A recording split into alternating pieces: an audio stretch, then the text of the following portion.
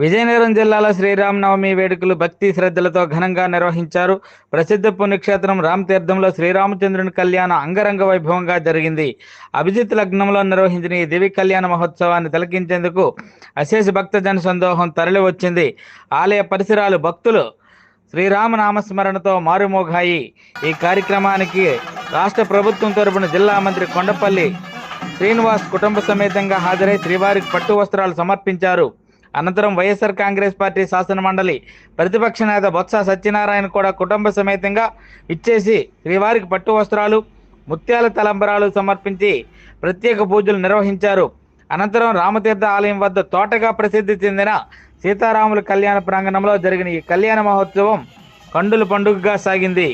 సీతారాముల దివి కళ్యాణాన్ని తిలకించేందుకు వేలాది మంది భక్తులు హాజరయ్యారు. భక్తి, ఆనందం, ఆధ్యాత్మికత నిండిన ఈ వేడుకలు విజయనగరం జిల్లాకు ప్రత్యేక ఆకర్షణగా నిలిచాయి.